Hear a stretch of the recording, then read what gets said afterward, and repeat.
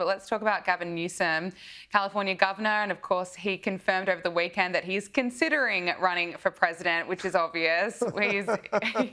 He goes on as many podcasts as he possibly can, as well as running his own. He's already up to more than 40 podcasts that he's recorded in the space of a year. So he's spending a lot of time on that. He's now appeared on the All Smoke podcast, where he debuted a new accent and also claimed that his family was hustling to pay the bills. Look at this. But also, it was also about paying the bills, man. And it was just like hustling.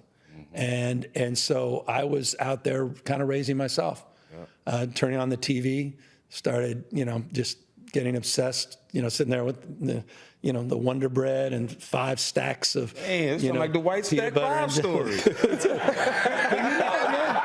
Come on. Kraft macaroni and cheese. Are you talking about me? Young YG. YG, man. Every day in the backyard, just bouncing the basketball, throwing the ball against the wall until the ball is just like fraying, man. And your arms fall off. That's it, whole thing. So just, and then.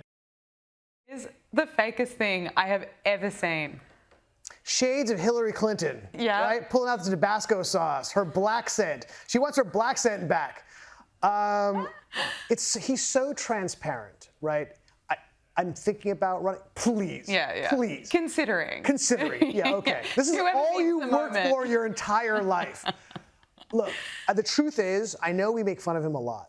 I know California is a disaster under his reign, right? And also, don't forget, he was in charge of San Francisco, dystopian under his leadership. Don't sleep on him.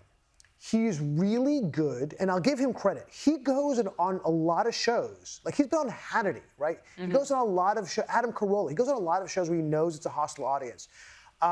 He's very good at cosplaying as president. Right, and as a moderate, he's really good at it, and like right there, like he's trying to connect with the people that he's talking to. We laugh at it, but I'm telling you, it does have in every single poll, he is 1 or 2. Right, it's Kamala Harris and him. I think Kamala will probably end up fading away, and I think it'll probably be him and AOC. Frankly, that's my guess.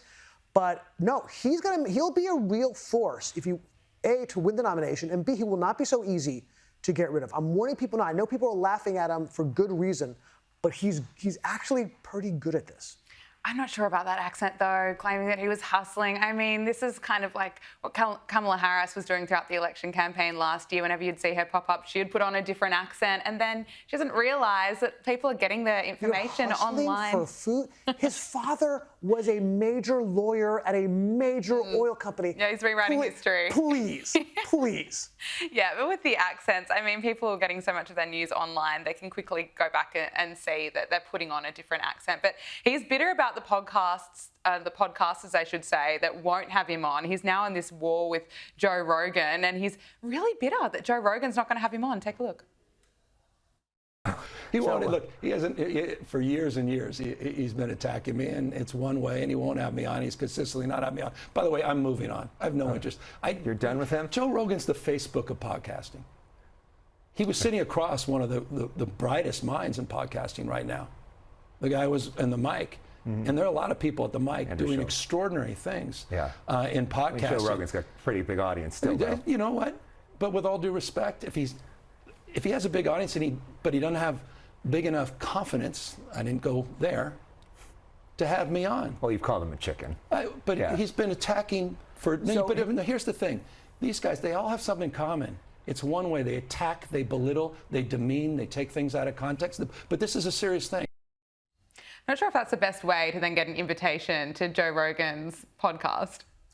Who complains about not going on a show, right? I mean, that's just such a weird way. And he keeps pushing this, right? And you look more and more pathetic the more you're like, oh, he wouldn't have me on the show. Wow. Crying on CNN about it. And I actually like that CNN was pushing. That guy was 100%. Pushing back. Well, he's got a huge audience. Because Gavin Newsom trying to pretend that Joe Rogan's old news. He's like, no, he's the king of podcasting. Dude, he's super relevant. I would love to be Joe Rogan to have his audience. Who are we kidding here? I also respect Joe Rogan that he's like, it's my show. I'll decide if you want to come on or not. It's not up to Gavin Newsom to demand his way onto every single podcast. We've heard enough of him.